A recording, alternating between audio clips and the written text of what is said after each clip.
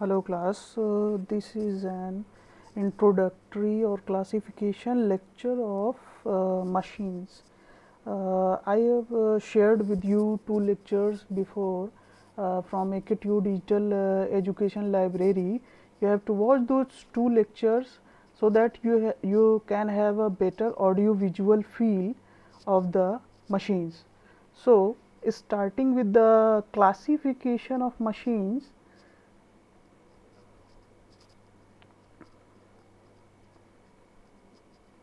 Machines uh, machines is classified into, basically there are two broad categories.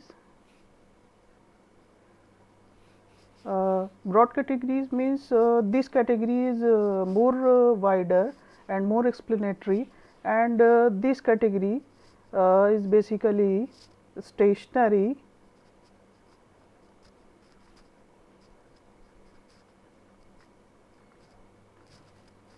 or static, and this is rotating. Okay.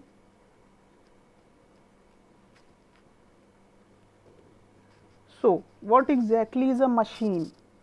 ये question तो class में पूछना चाहिए था, इसके काफ़ी जवाब आते. What is a machine? But here we are not talking about machine, simple machines.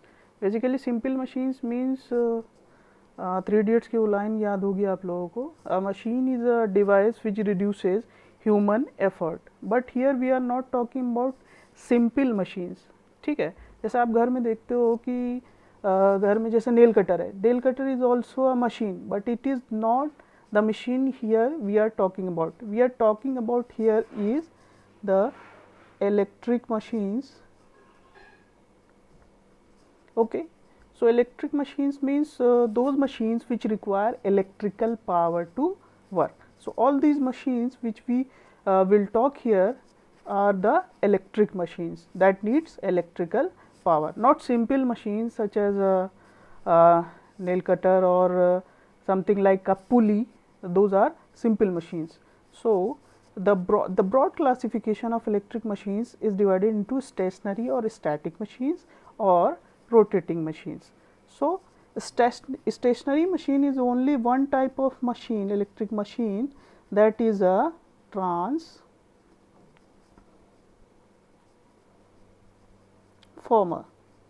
Okay, this comes in your course in unit 3.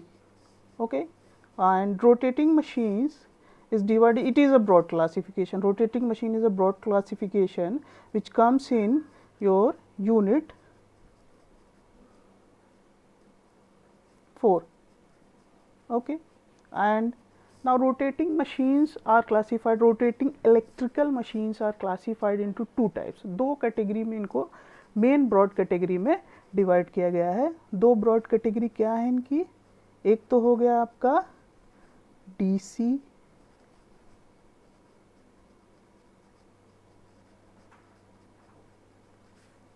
और दूसरी कैटेगरी क्या हो गई?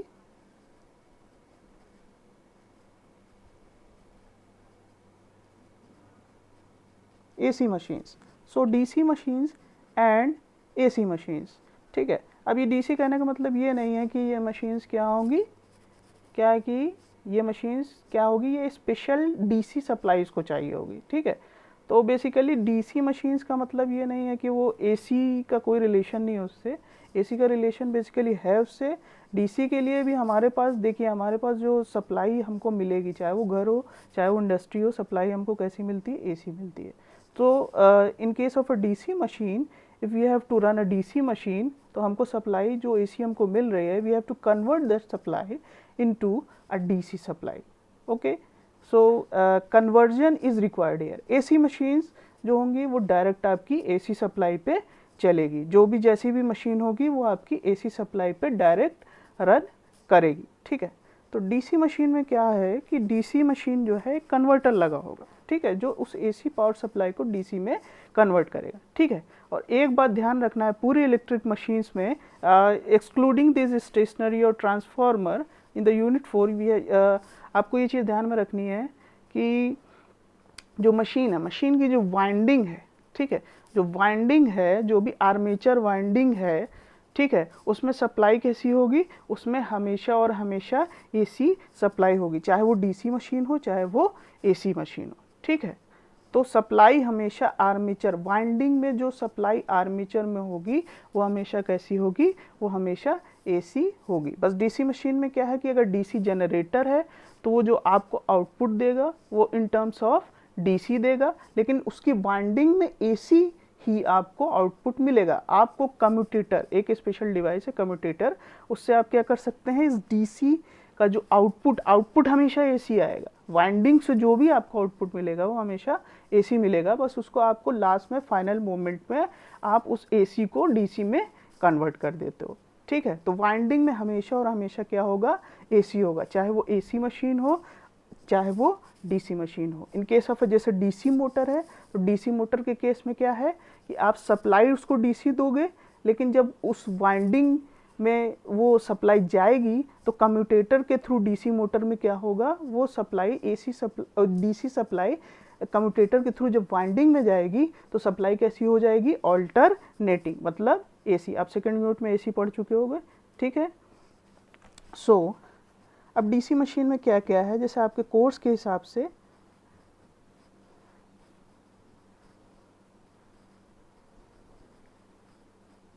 देखिए मशीन है तो दो कैटेगरीज होंगी, या तो एक जनरेटर होगा और या तो एक मोटर होगा, ठीक है।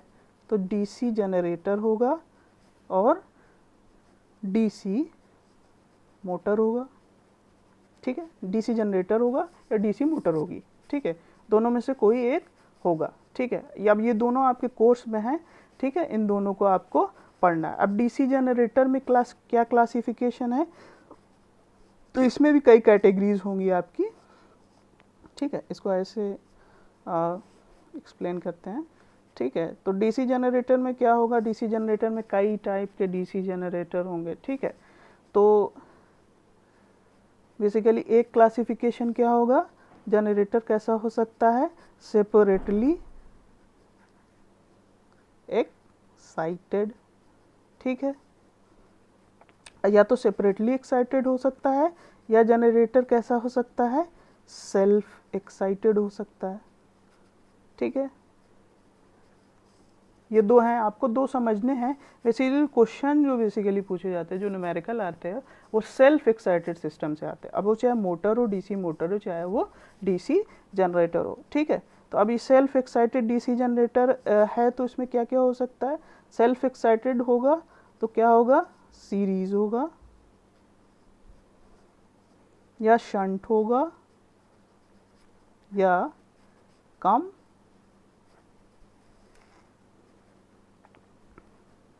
पाउंड होगा, ठीक है। तो ये कैटेगरीज हैं, ठीक है। तो बेसिकली न्यूमेरिकल पोर्शन के लिए सबसे इम्पोर्टेंट क्या है, डीसी जनरेटर में सेल्फ एक्साइटेड जनरेटर में सीरीज और शंट से, इन दोनों से न्यूमेरिकल बेसिकली आते हैं, इन्हीं दो पार्ट से न्यूमेरिकल बेसिकली आता है। कंपाउंड से पहले पूछा जाता था लेकिन इधर नहीं आ रहा, लास्ट 5 to 6 ईयर से कंपाउंड पे क्वेश्चन नहीं आया, ठीक है। अब डीसी मोटर में क्या है, जैसे डीसी जनरेटर है वैसे ही डीसी मोटर में भी सेम क्लासिफिकेशन होगा। डीसी मोटर में भी क्या होगा, डीसी मोटर कैसी हो सकती है, या तो सेपरेटली एक्साइटेड हो सकती है और या तो सेल्फ एक्साइटेड हो सकती है, ठीक है। अब इसी में क्या है, सेल्फ एक्साइटेड डीसी मोटर भी कैसी कैसी हो सकती है, या तो सीरीज हो सकती है, या तो शंट हो सकती है, और या तो कंपाउंड हो सकती है, ठीक है। तो सीरीज, शंट एंड कंपाउंड, तो बोथ में ये क्लासिफिकेशन वैलिड होगा, चाहे वो डीसी मोटर हो चाहे वो डीसी जनरेटर, ठीक है। अब ये एक्साइटेड क्या चीज़ है, क्या चीज़ एक्साइट की जा रही है, तो बेसिकली ये जो एक्साइटेड है या सेपरेटली है या सेल्फ है, ये किसको डिनोट कर रहा है, this is denoting the field winding, ठीक है। तो फील्ड वाइंडिंग क्या होगी, फील्ड वाइंडिंग की अगर सप्लाई जो है, देखिए दो चीज़ होंगे हमेशा, ठीक है, बेसिकली दो चीज़ मशीन में होंगी और तीन चीज़ की रिक्वायरमेंट होगी हर मशीन को ऑपरेट करने के लिए, ठीक है, इसको ध्यान में रखिएगा। तीन चीज़ क्या होंगी, एक तो कंडक्टर होगा, दूसरा क्या होगा, फील्ड होगा, तीसरा क्या होगा, एक रिलेटिव मोशन होगा। इसको नेक्स्ट क्या कहते हैं लेक्चर में इसको हम समझाएंगे कि क्या क्या चीज़ों की रिक्वायरमेंट होती किसी भी एक रोटेटिंग इलेक्ट्रिकल मशीन के फंक्शन के लिए। What are the requirements of a basic electrical rotating machine, ठीक है। तो ये तीन अभी कंस्ट्रक्शनल पॉइंट ऑफ व्यू से तीन कैटेगरी होती है, ठीक है। सेल्फ एक्साइटेड मशीन के लिए, सेल्फ का मतलब क्या है, सेल्फ अपने से, तो अपने से मतलब क्या है कि इसकी जो फील्ड वाइंडिंग होगी उसकी भी सप्लाई जो होगी, जो कंडक्टर में जो सप्लाई, आर्मेचर वाइंडिंग में जो सप्लाई आ रही होगी वही फील्ड वाइंडिंग में सप्लाई, सेम सप्लाई होगी, ठीक है। तो अगर ये सप्लाई सेम है तो सेल्फ मशीन है, सेल्फ एक्साइटेड मशीन है। और अगर सप्लाई अलग अलग है, कौन सी सप्लाई, आर्मेचर की और फील्ड की सप्लाई अलग अलग है, तो वो सेपरेटली एक्साइटेड मशीन है, ठीक है। तो न्यूमेरिकल पॉइंट ऑफ व्यू से series and shunt are the most important, ठीक है। मैं अब एसी मशीन में क्या है, पहले क्लासिफिकेशन देख लिया जाए। वैसे स्टार्ट तो हमको डीसी मशीन से करना है, लेकिन क्लासिफिकेशन एसी मशीन का यहाँ आप देख लीजिए। अब क्लासिफिकेशन एसी मशीन का क्या क्लासिफिकेशन हो सकता है, बेसिकली मैंने क्या बताया कि चाहे एसी मशीन हो डीसी मशीन हो, सप्लाई आपको एसी ही मिलेगी। डीसी में क्या करेंगे, सप्लाई को कन्वर्ट कर लेंगे। एसी को हम डायरेक्ट अपने जैसे सॉकेट है, सॉकेट में आप प्लग लगा के डायरेक्ट उसका यूज़ कर सकते हैं। जैसे घर में आपके मशीन्स होंगी, ठीक है, सारी की सारी मशीन्स जो भी आप घर में यूज़ करते हो, चाहे वो फ़ैन हो, कूलर हो, एयर कंडीशनर हो, मिक्सर ग्राइंडर हो, चाहे वो वॉशिंग मशीन हो, सब कुछ क्या है, सारे क्या है, रोटेटिंग मशीन है, ठीक है। तो इनको आप यूज़ कर सकते, आप यूज़ करते हो घर पे, ठीक है। तो ये सारे के सारे क्या हैं, एसी मशीन की कैटेगरी में आते हैं। मतलब जैसी आपको सप्लाई मिलती है आप डायरेक्ट उसमें प्लग लगा देते हो, आपकी मशीन टर्न ऑन हो जाती है, उसमें कोई भी चेंजेस, सप्लाई में कोई भी चेंजेस करने की ज़रूरत नहीं पड़ती है, ठीक है। अब एसी मशीन में क्या क्या क्लासिफिकेशन हो सकता है। अब एसी मशीन का क्लासिफिकेशन हो सकता है इन टर्म्स ऑफ मेन दो टाइप का क्लासिफिकेशन है। एसी मशीन या तो क्या होगी, इंडक्शन मशीन होगी,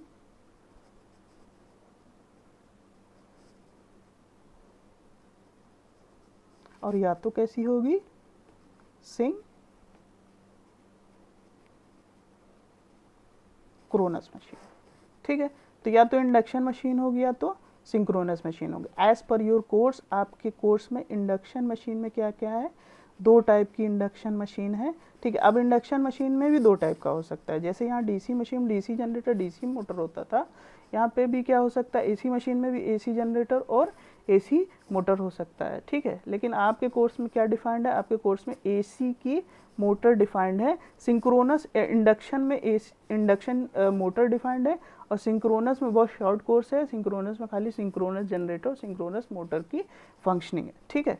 तो इंडक्शन में क्या आपके यहाँ डिफाइंड है, या तो क्या होगी, कैसी मोटर होगी, 3 फेज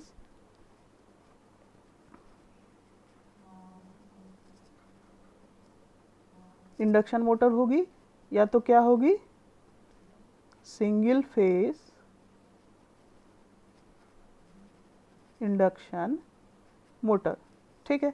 अब सिंक्रोनस में क्या होगा, सिंक्रोनस में या तो 3 फेज जनरेटर होगा और 3 फेज मोटर होगी, ठीक है। इतना आपके कोर्स में डिफाइंड है, ठीक है। तो एसी मशीन में दो, या तो इंडक्शन होगा या तो सिंक्रोनस होगा, ठीक है। इंडक्शन में क्या हो सकता है, 3 फेज इंडक्शन मोटर भी डिफाइंड है, सिंगल फेज इंडक्शन मोटर भी डिफाइंड है, ठीक है। तो इसमें क्या है कि सबकी आपको प्रिंसिपल ऑफ ऑपरेशन, ठीक है, अगर उसकी टॉर्क इक्वेशन कोर्स में है तो टॉर्क इक्वेशन की कैरेक्टरिस्टिक, ठीक है, और उसके एप्लीकेशंस, ठीक है। तो अब 3 phase induction motor and single phase induction motor. अब सिंगल फेज इंडक्शन मोटर में कई टाइप की मोटर आएंगी, ठीक है, 4 टाइप्स की बेसिकली मोटर आपके कोर्स में डिफाइंड है। सिंक्रोनस जो मशीन्स हैं उसमें 3 फेज सिंक्रोनस जनरेटर है और 3 फेज सिंक्रोनस मोटर है, ठीक है, ओके। तो ये सारा आपका कोर्स है। अब इधर स्टैटिक, ये स्टेशनरी और स्टैटिक हमने नहीं देखा है, ये यूनिट 3 में है, ठीक है। यूनिट 3 में क्या होगा कि इसमें स्टैटिक मशीन में ट्रांसफार्मर आता है, ठीक है। अब स्टैटिक का मतलब क्या है, कोई भी मूविंग पार्ट नहीं है उसमें, ठीक है। स्टैटिक का मतलब it is a stationary device, जैसे ट्रांसफार्मर में क्या है, कोई भी मूविंग पार्ट नहीं है, ठीक है, तो that is a static machine. अब रोटेटिंग मशीन क्या है, रोटेटिंग मशीन का मतलब क्या है, फिर से एक बार रिवाइज कर लीजिए। रोटेटिंग मशीन क्या है, रोटेटिंग मशीन में क्या होगा, रोटेशन होगा, एक सर्कुलर मोशन होगा, ठीक है। जैसे आपका पंखा है, पंखा रोटेट करता है, ठीक है। कोई भी आप देखिए आपके घर में कोई भी मोटराइज कोई चीज़ होगी तो वो रोटेट करती है, ठीक है। तो अब चाहे वो जनरेटर हो चाहे वो मोटर हो, वो रोटेट करेगा, ठीक है।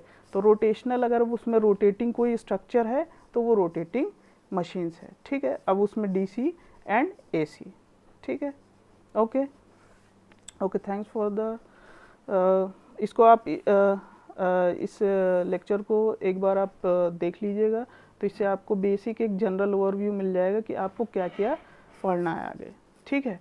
और वो जो मैंने AKTU डिजिटल एजुकेशन के जो 2 लेक्चर शेयर किए थे उसको ज़रूर देख लीजिएगा, क्योंकि उससे ही आपको क्या होगा, क्या मिलेगा, थोड़ा सा आइडिया मिल सकता है, ठीक है। तो okay class, stay safe, stay home, and let's meet in the next lecture.